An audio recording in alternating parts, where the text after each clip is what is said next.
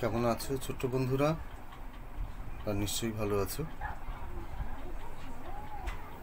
হ্যাঁ, আর তোমাদের ভালো থাকাটাই আমরা সবসময় কামনা করি। অর্থাৎ কামনা করি মানে আমরা চাই যে তোমরা সবসময় ভালো থাকো। অর্থাৎ তোমরা ভালো না থাকলে সারা পৃথিবী ভালো থাকবে না। সারা পৃথিবী ভালো না থাকলে আমরা তো ভালো থাকবোই না, আমরা তো পৃথিবীর মধ্যেই পড়ি। এই কারণে তোমাদের ভালো থাকার কথা আমরা বারবার প্রত্যেকটি ক্লাসের শুরুতে এবং শেষে আমরা বলে থাকি, তাই না? তো তোমাদের ভালো থাকাটা কেন এত বারবার বলার কারণ হচ্ছে সারা পৃথিবী জুড়ে যে ভালো না থাকার যে কি শত্রু, আমাদেরকে ভালো থাকতে দেবে না এরকম একটা শত্রু, অদৃশ্য শত্রু আমাদের সাথে, আমরা যার সাথে লড়াই করে চলেছি। তার নাম নিশ্চয়ই তোমরা জানো, আর তার নাম হচ্ছে করোনা ভাইরাস। এই করোনা ভাইরাসের প্রকোপে আমরা অনেক প্রিয়জনকে আমরা হারিয়েছি। আর চাই না আমরা যে আমাদের কোনো প্রিয়জন হারাক বা পৃথিবীর কোনো লোক আর মারা যাক। এই কারণে সাবধান থাকার কথা বলা হয়েছে। স্বাস্থ্য মন্ত্রক থেকেও বলা হয়েছে যে সতর্কবার্তা, সেই সতর্কবার্তাগুলো প্রতিটি ক্লাসের শুরুতেই আমরা দিয়ে থাকি। শুধুমাত্র 3টি সতর্কবার্তা যদি আমরা মেনে চলি তাহলে আমাদের অনেকটাই আমরা সেই অদৃশ্য শত্রুর হাত থেকে আমরা রক্ষা পাবো। সেই 3টে কাজ কি? প্রথম কথা হচ্ছে যে এখন তো স্কুল বন্ধ, তাহলে বাইরে যাওয়ার আমাদের কোনো দরকার নেই, তাই না? যতটা সম্ভব বাইরে যাওয়া থেকে আমাদের এড়াতে হবে। কিন্তু আমরা যারা বড়রা, একটু বড় তোমাদের চেয়ে, তাদের তো বিভিন্ন কাজে আমাদের বাইরে যেতেই হয়, আমরা সাবধানতা অবলম্বন করে যাই। তো তোমরা যদি যাও বাইরে কখনো, তাহলে অবশ্যই মাস্ক পরে যাবে।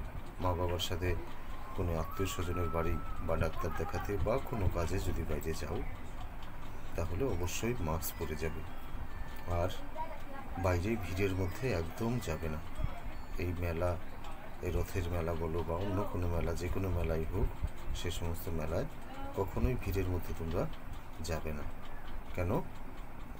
যে নিয়ম আছে, একজন থেকে আরেকজনের দূরত্ব কমপক্ষে 6 ফুট বা 2 গজের দূরত্ব রাখার কথা বলা হয়েছে। তা সেটা মেনটেন করে আমাদের চলতে হবে, সেটা মেনটেন করবে।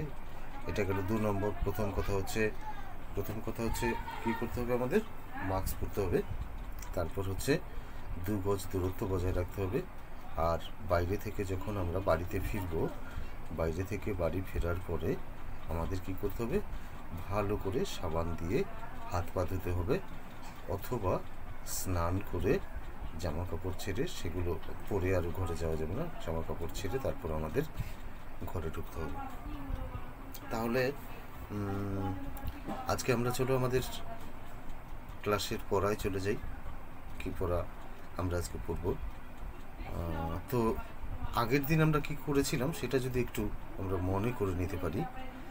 আগের দিন আমরা আবার একটু মনে করে দিই, আমরা দ্বিতীয় পর্বে শিখেছিলাম বিভিন্ন ভায়োল সাউন্ড দিয়ে ওয়ার্ড তৈরি করা, এ ই আই ও ইউ দিয়ে ওয়ার্ড তৈরি করা শিখেছিলাম। তারপরে তৃতীয় পর্বে এসে আমরা শিখলাম কিভাবে ডবল ই দিয়ে বিভিন্ন ওয়ার্ড, বিভিন্ন উচ্চারণে একই লেটার ডবল ই বিভিন্ন জায়গায় বিভিন্ন রকম উচ্চারণে সেগুলো ওয়ার্ড তৈরি হচ্ছে। আবার গত ক্লাসে আমরা যেটা শিখেছিলাম, ই এ দিয়ে আমরা বিভিন্ন ওয়ার্ড শিখেছিলাম, যেমন BEAK, তারপরে স্প্লিট, SPLEAT, স্প্লিট। এরকম ইয়ে দিয়ে অনেক প্রশ্ন আছে। বিগ, READ, রিড, এরকম বিভিন্ন প্রশ্ন আমরা করেছিলাম। TEA, এই ধরনের ইয়ে দিয়ে বিভিন্ন ওয়ার্ড আমরা আগের দিন আমরা পড়েছিলাম। এবার আজকে আমরা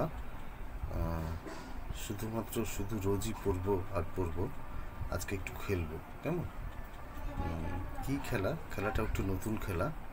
সেই খেলাটাকে তোমরা দেখেছো হয়তো বড়রা কেমন করে খেলে। আমরা আজকে লুডো খেলা শিখব। তাহলে কীভাবে লুডো খেলাটা? প্রথমে লুডো খেলার কিছু নিয়ম কানুন আছে, তাই না? লুডো খেলবো বললেই তো আর খেলা হয়ে যাবে না। সেই নিয়মটা যদি আমরা না জানি, আমরা যদি সেই খেলা খেলতে গিয়ে উল্টো পাল্টা খেলি, তাহলে সেই খেলার কোনো মানই থাকবে না। তাহলে আমাদের প্রথম কাজ হচ্ছে সেই লুডো খেলার নিয়মগুলো আমাদের জেনে নাও। তাহলে চলো আমরা আজকে একটু খেলি, খেলার সাথে সাথে খেলবো তো লুডো, তাহলে লুডো খেলার নিয়মগুলো আমরা জেনে নিই। চলো তাহলে তোমরা এবার বার করো 240 পৃষ্ঠা। চলো 240 পৃষ্ঠা বার করলে আমরা লুডো খেলার নিয়মগুলো জানতে পারবো। আচ্ছা, তোমরা তাহলে 240 পৃষ্ঠা খুলেছো নিশ্চয়ই। খুললে দেখবে ঠিক এই পৃষ্ঠাটাই তোমাদের কাছে বেরোবে। 240 পৃষ্ঠায় আমরা তোমাদের আগেই বললাম যে প্রত্যেক দিন তো শুধুমাত্র পড়া লেখা এগুলো লেখা হয়, পড়া হয়। আজকে একটু খেলা শিখে নিই। লুডো খেলা ঘরে বসে কীভাবে লুডো খেলা যায়, এইগুলো খেলার জন্য বাইরে যেতে হয় না, ঘরে বসেই খেলা হয়। এগুলোকে ইনডোর গেমও বলা হয়, অর্থাৎ যেগুলো ঘরের মধ্যেই খেলা যায় সেগুলোকে ইনডোর বলে, অর্থাৎ ঘরের মধ্যে যেগুলোকে খেলা যায়। তাই লুডো কজনে খেলা যায় জানো তোমরা? লুডো খেলা প্রথমে আমরা যদি জানতে হবে কজনে খেলা যায়। লুডো খেলা 2 জনে খেলা যায়, 3 জনেও খেলা যায়, আবার 4 জনেও খেলা যায়। সর্বাধিক 4 জন মিলে এই লুডো খেলা হয়ে থাকে, লুডো খেলা যায়।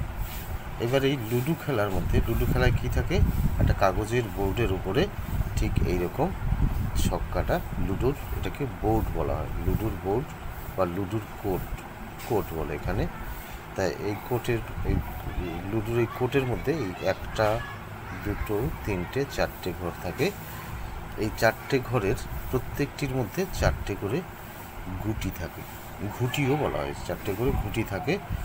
সেই ঘুটিগুলো নিয়েই প্রত্যেকের জন্যই 4টি করে ঘুটি বরাদ্দ থাকে।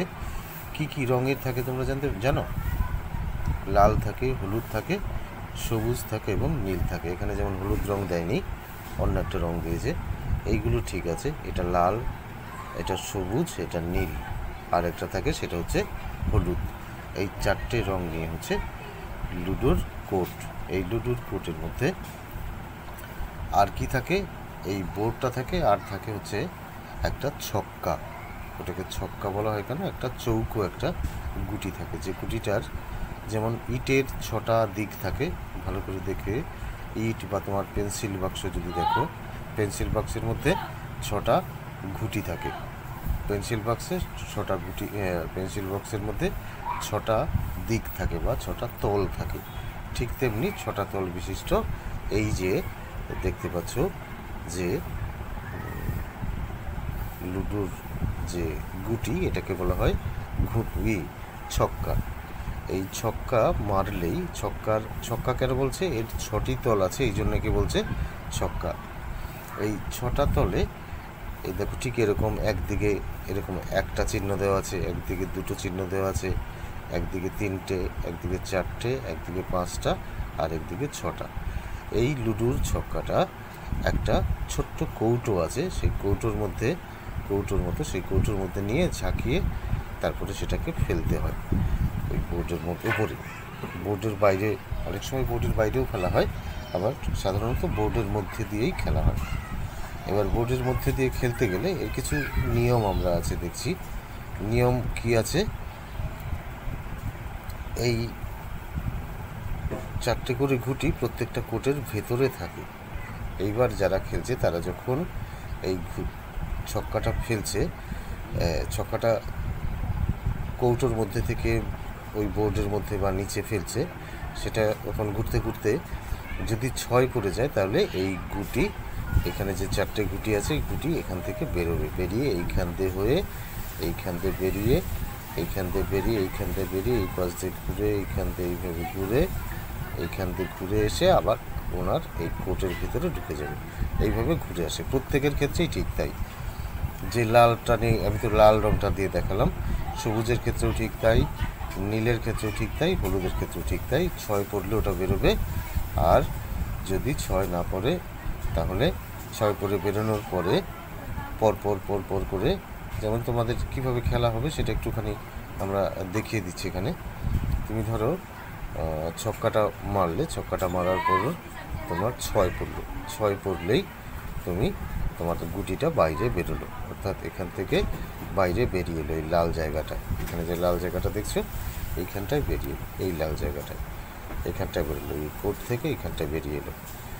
এইবার বেরিয়ে আসার পরে তোমার দেখা গেল যে এইবার তুমি এই 6 পড়লে কী হবে, তুমি আরেকবার চালতে পারবে। তোমার 6 পড়লে তুমি যেমন তোমার গুটি বেরোবে ঘর থেকে, আবার তুমি একটা চালও পাবে, একটা ডান পাবে আর কি। তাহলে আবার মারার পরে তোমার দেখা গেল 2 পড়লো, তাহলে 2 ঘর এগিয়ে যাবে। 2 ঘর এগিয়ে, এই যে ধরো এখানে এসছে এরকম, ঠিক 2 ঘর এগিয়ে যাবে। আবার কিছু গুটি দেখো যে বাইরে রাখা আছে। এখানে কেন রাখা আছে গুটিগুলো, অর্থাৎ খেলতে খেলতে গুটিগুলো যখন তার এই খেলা সম্পূর্ণ হয়ে যাবে, হয়ে গিয়ে যখন তার শেষ, অর্থাৎ এই যে 3 কোণা যে ঘর আছে, এই ঘরের মধ্যে যখন ঢুকে যাবে, তখন ওই খেলা মানে তার সেই গুটিটা আর চলতে পারবে না, গুটিটার খেলা শেষ হয়ে গেল, অর্থাৎ সেটা সে পাস করে গেল। তারপর এই জন্য বলছে যে 6 পড়লে ঘর থেকে গুটি বেরোয়, 6 পড়লো গুটি বেরোলো, 6 পড়লে আবার চাল দেওয়া যায়। এবার পুট পড়লো, এবার আমরা প্র্যাকটিক্যাল চলে যাই। পুট পড়লো, গুটিটা কত ঘর যাবে, পুট মানে 1কে বলা হয় পুট। এই যে একটা দাগ থাকলে, এই যে এখানে যদি একটা দাগ থাকে, এই একটা দাগকে বলা হয় পুট। যদি এরকম পুট পড়ে তাহলে কত ঘর যাবে, গুটিটা কত ঘর যাবে, তাহলে আমরা সেটা এখানে লিখব 1 ঘর। এখানে লিখে দিলাম 1 ঘর। তোমরাও লিখে দেবে, যখন তোমাদের জিজ্ঞেস করা হবে তখন তোমরাও লিখবে যে 1 ঘর। তারপর এরপর 3 পড়লে গুটিটা কত ঘর যাবে, এবার 1 ঘর 1 ফুট যদি পড়ে তাহলে 1 ঘর গেল, সেখান থেকে আবার পড়ার পর এরপরে 3 পড়লে গুটিটা কত ঘর যাবে তোমাদের বলো তো, 3 ঘর। তাহলে এখানে আমরা লিখে দেবো 3।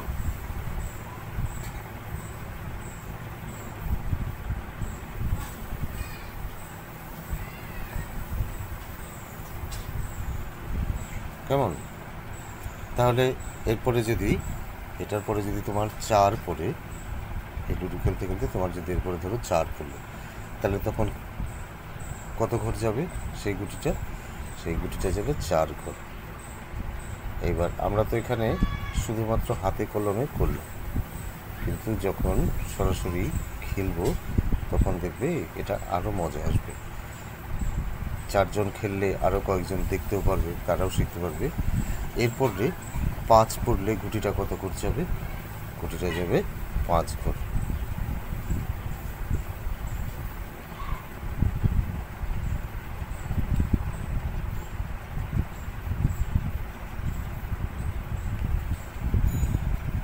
আবার 6 পড়লে কি হবে, যদি ধরো 6 পড়ে, তাহলে 6 পড়লে ক ঘর যাবে, গুটিটা 6 ঘর যাবে না, 6 পড়লে ঘর থেকে গুটি বেরোবে, আর একটা গুটি বেরোতেও পারে, আবার 6 ঘর যে দিতেও পারি আমরা।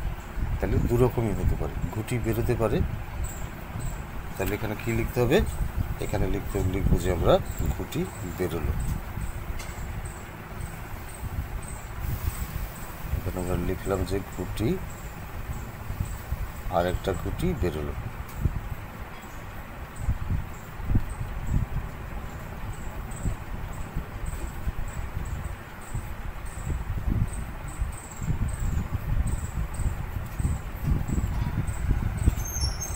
তাহলে গুটি বেরোলো, আর কি হতে পারে, গুটিটা 6 ঘর যেতেও পারে,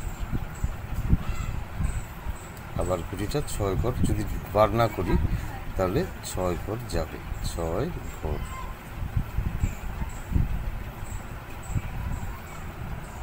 বোঝা গেল? অর্থাৎ এটা হচ্ছে লুডো খেলা। আমরা এরপরে টিফিনের সময় কি করব, ওই গুটি মানে লুডো নিয়ে বসে আমরা খেলবো। খেলে আরও পরিষ্কার করে মানে হাতে কলমে আমরা জেনে যাব যে কীভাবে, এটা তো তোমার খাতায় কলমে অর্থাৎ কীভাবে কী নিয়ম আছে সেগুলো জেনে নিলাম। এবার আমরা টিফিনের সময় প্র্যাকটিক্যাল ওটা খেলব। কেমন? তাহলে এবার 241 পৃষ্ঠা বার করো। 41 পৃষ্ঠা বার করলেই তোমরা দেখতে পাবে, ঠিক এই পৃষ্ঠাটা বার করলে তোমরা এই পৃষ্ঠাটা বার করলে দেখতে পাবে যে কিছু নির্দেশ দেওয়া আছে। সেই নির্দেশগুলো দেওয়া আছে ইংরেজিতে। যদি তোমাদের অসুবিধে হয় তাহলে আমি সেগুলো তোমাদের বলে দিচ্ছি। কী বলছে, ওপরে বলা আছে যে লিসেন অ্যান্ড ডু।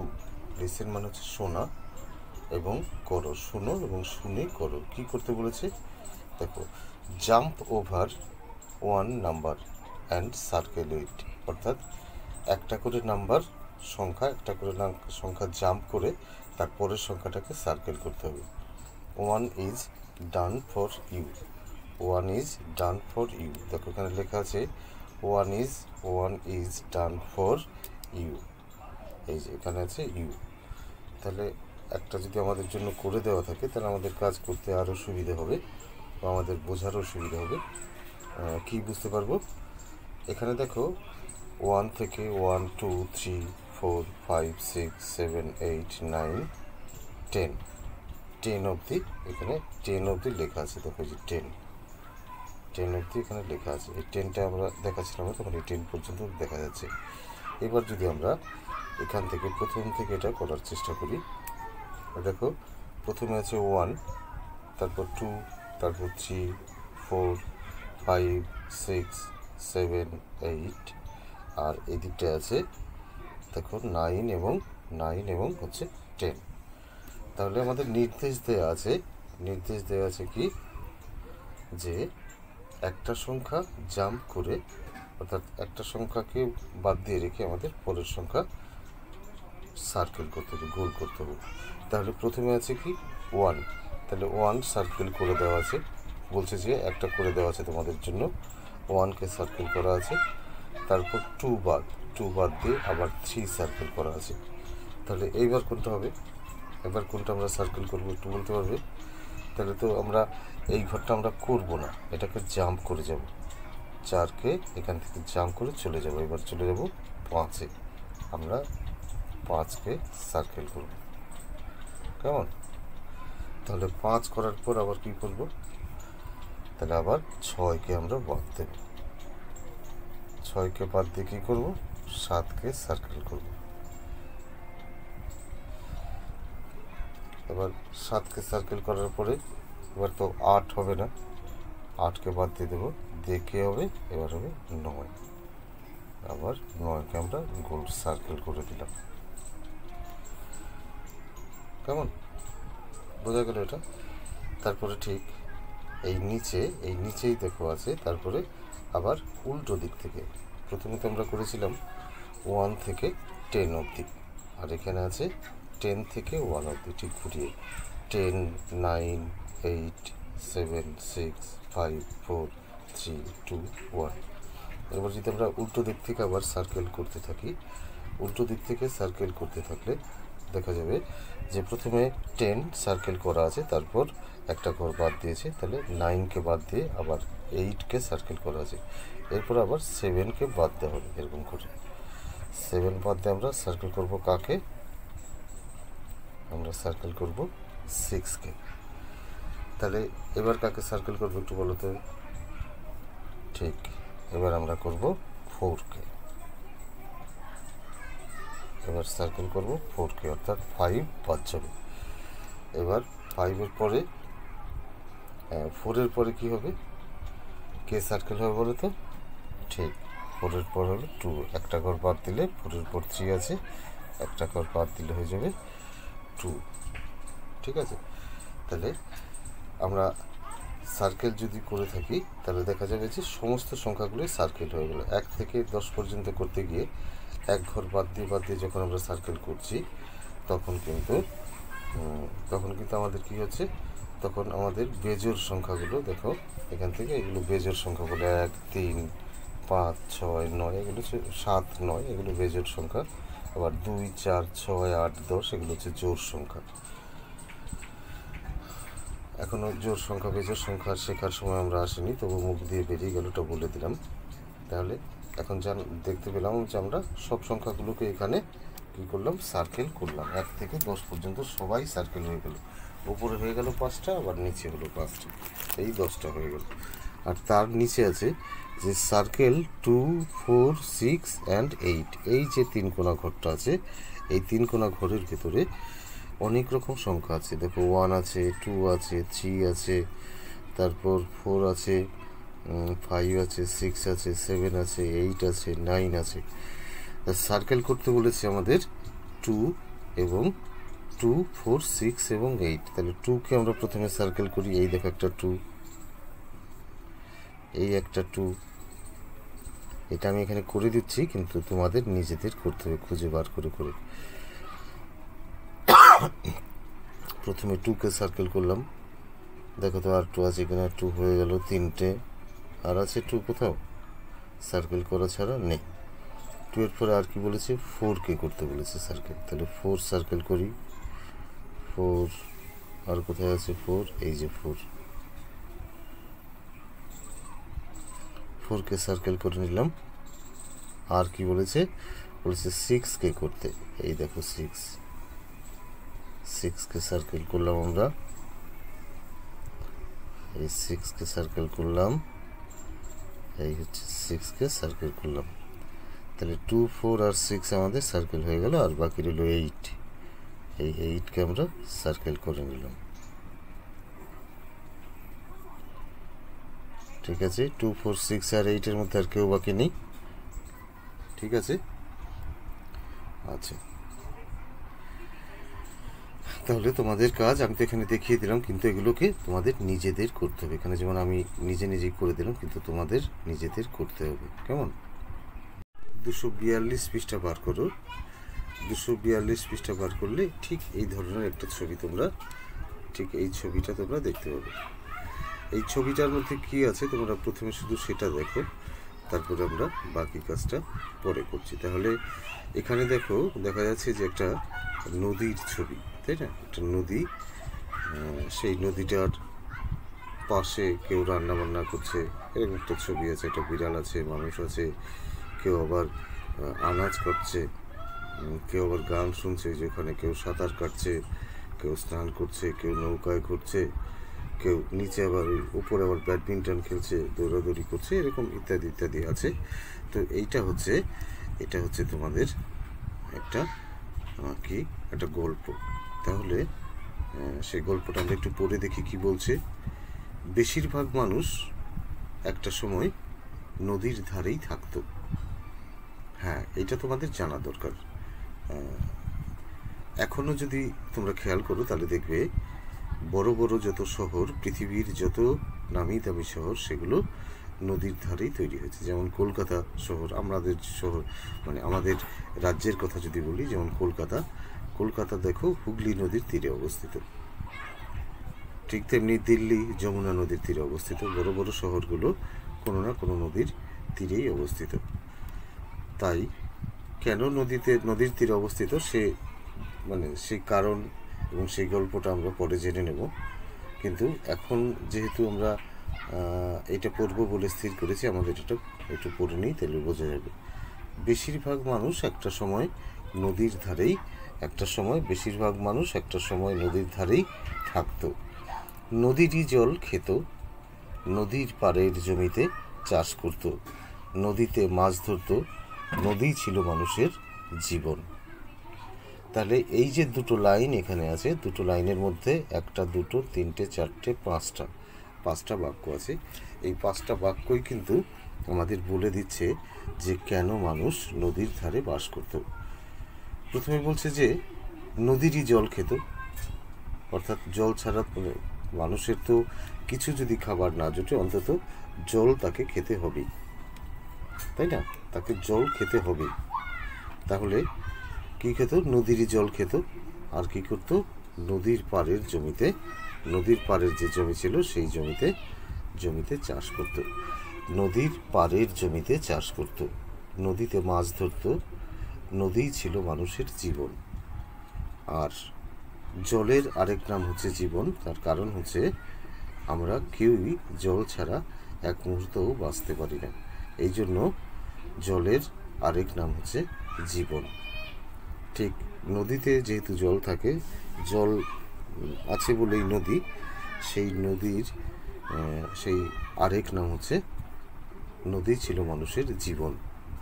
জলের আরেক নাম যেমন জীবন, জল ছাড়া মানুষ বাঁচতে পারে না বলেই জলের আরেক নাম হচ্ছে জীবন। এই কারণেই নদীর ধারে মানুষ বসবাস করত, অর্থাৎ নদীর জল খেত, নদীর পাড়ের জমিতে চাষ করতো, সেখান থেকে জল দরকার হলে নদী থেকে নিয়ে চাষের জমিতে দিত, আবার সেই নদীতে মাছ ধরা দিত। অর্থাৎ সেই নদীই ছিল তাদের সারাদিনের যত কাজ হতো সেই কাজের মূল কেন্দ্র ছিল হচ্ছে নদী। তারপরে আমরা একটু দেখব তারপরে আজ কি বলছে। আজ আমাদের পিকনিক। পিকনিকটা নিশ্চয়ই তোমরা জানো। পিকনিকের আরেক নাম হচ্ছে বনভোজন। পিকনিক কথাটা একটা ইংরেজি কথা, তার যদি বাংলা বলি আমরা বনভোজন বলি। অর্থাৎ আমরা যে এলাকায় থাকি সেখান থেকে একটু দূরে গিয়ে আমাদের কি করতে হয়, সেখান থেকে একটু দূরে কোথাও বেশ সুন্দর মনোরম জায়গায় গিয়ে আমরা একটা দিন কাটাবো বলে, যারাই কাটাবো বলে সেখানে রান্না বান্না করে খাওয়া দাওয়া আনন্দ ফুর্তি ইত্যাদি করে, সেটাই হচ্ছে পিকনিক। সেখানে নিজেরাই রান্না করে, অনেক সময় রান্নার লোক নিয়েও যায়, তবে নিজেরা রান্না করলেই তাতে আনন্দ বেশি। তাহলে এখানে বলছে আজ আমাদের পিকনিক, নদীর ধারে সবাই মিলে এসেছি। কেউ নদীতে নৌকা চড়ছে, কেউ মাছ ধরছে, ঘাটে চান করছে, কেউ নদীর চারপাশ জমজমাট। তাহলে এই নদী নিয়ে যে পড়াটা আছে এটা তোমাদের খুব সুন্দর করে পড়ে ফেলতে হবে। তাহলে বেশিরভাগ মানুষ, আমি তো দেখে এটা রিডিং পড়ে ফেলছি, কিন্তু তোমরা এটা বানান করে পড়বে।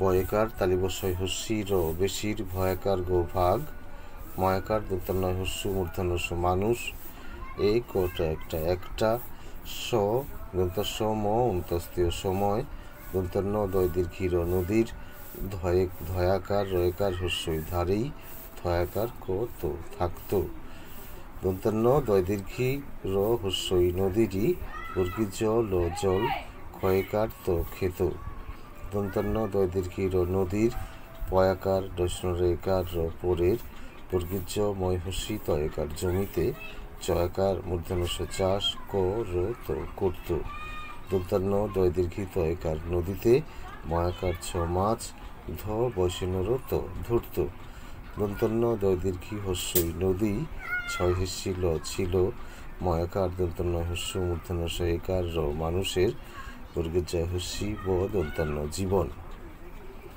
বর্গীজ আজ, পয় হস্যি আজ, ময়াকার দয়কার আমাদের, পয় হস্যি দন্তান্নয় হস্যি পিকনিক, দন্তান্ন দয় দীর্ঘির নদীর, ধয়াকার রয়কার ধারে, দন্তস্ব বয়াকার হস্যই সবাই, ময় হস্যি লয়কার মিলে, দন্তস্বয়কার ছয় হস্যি এসেছি, কয়কার হস্য কেউ, দন্তান্ন দয় দীর্ঘিত একার নদীতে, নয়ৌকার দন্তান্নয়ৌকার কয়াকার নৌকো, দন্তান্নয়ৌকার নৌকো, তারপর এইদিকে আছে নৌকো বৈষ্ণর ছয়কার চড়ছে, কয়কার হস্য কেউ, ময়াকার মাছ ছয়কার ধরছে, ঘয়াকার টয়কার ঘাটে, চয়াকার দন্তান্ন চান ছয়কার করছে, কয়কার হস্য কেউ, কয়কার হস্য